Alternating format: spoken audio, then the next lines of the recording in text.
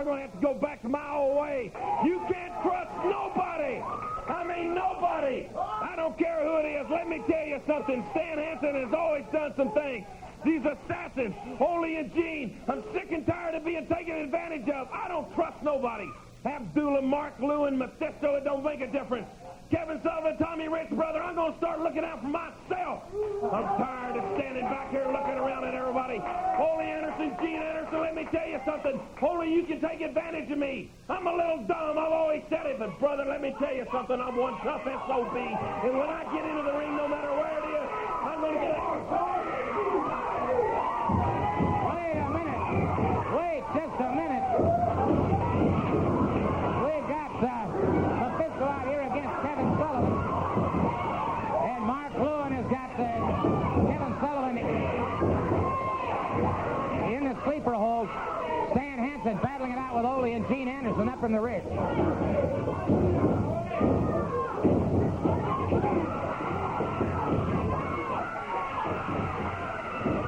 Hansen still battling.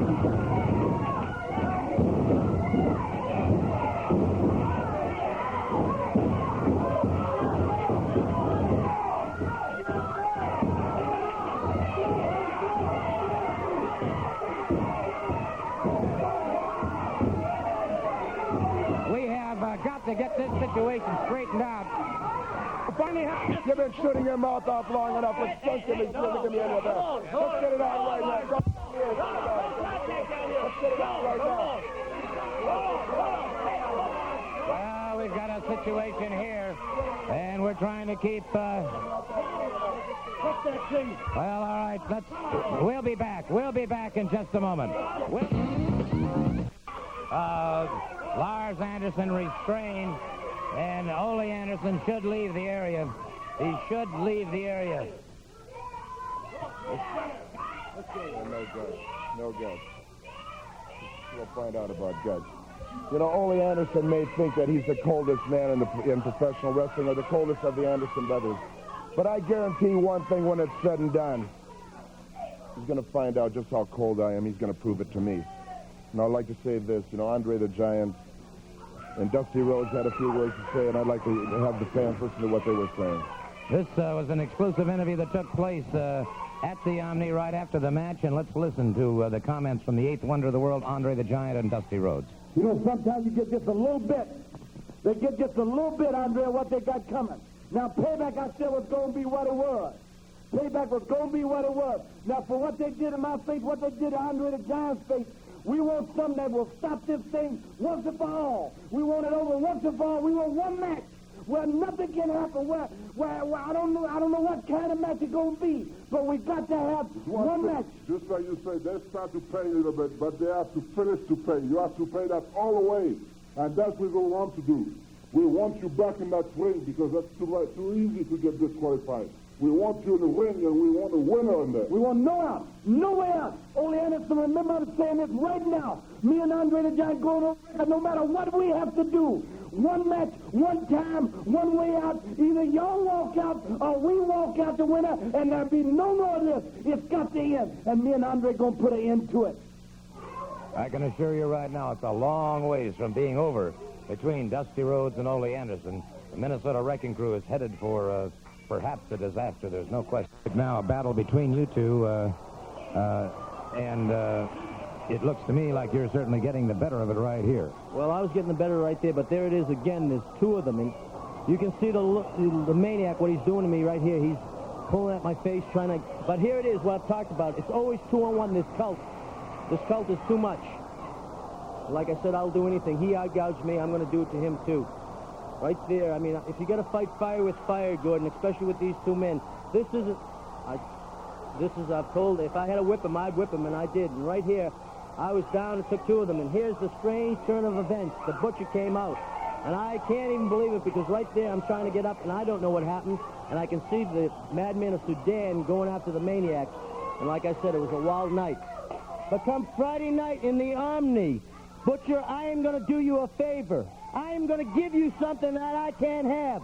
You are going to get Mark Lewin by yourself.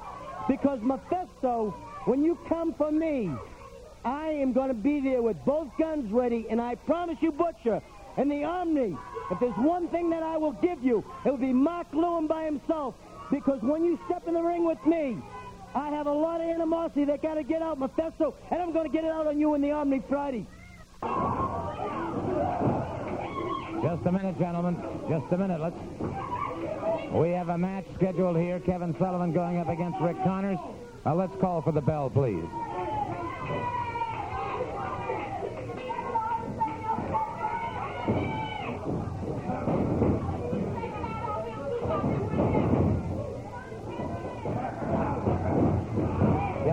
Kevin Sullivan against Rick Connors off the side headlock. Caught the rope. Caught him with a boot to the side of the rib cage.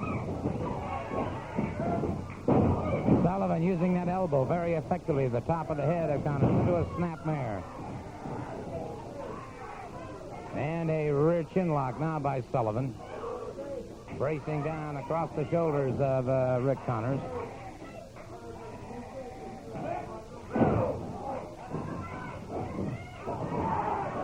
Sullivan has him up, full body slam. Sullivan down across the chest with that elbow. Lateral press, Connors powers out.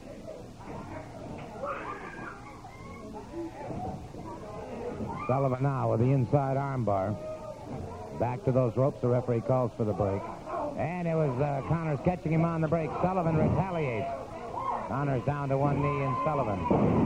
Snapmare. And Sullivan again pressing that advantage, the Boston Battler. Drives the knee into the lower portion of the back.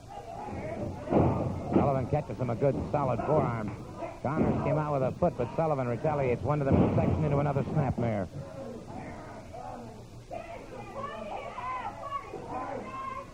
A rear chin lock by Kevin Sullivan once again on Rick Connors.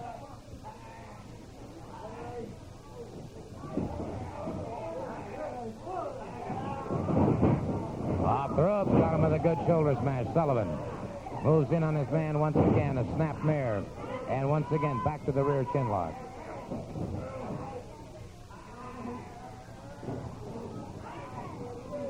I notice this is impairing the breathing of Connors as well.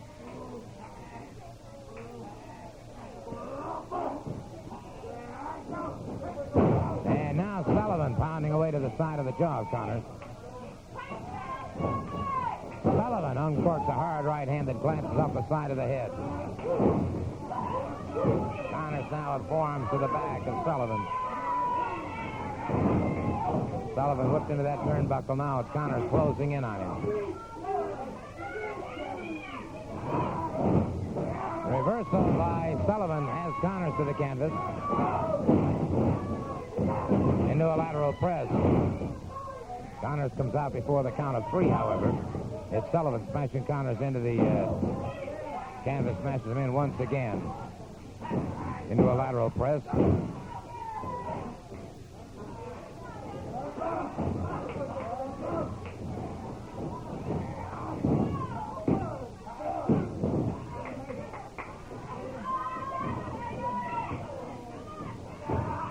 Notice the way he had hooked that arm, but Connors trapped him into a roll, and now back on their feet is Connors.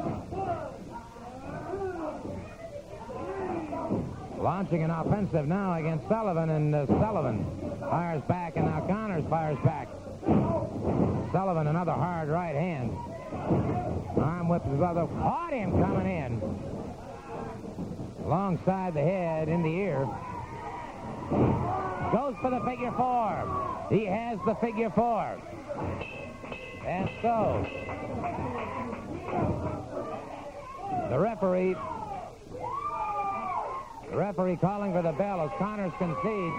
Kevin Sullivan scoring very effectively with the figure four leg lock, and it was all over for Mr. Connors. And we'll see if we can't get the Boston Battle right now.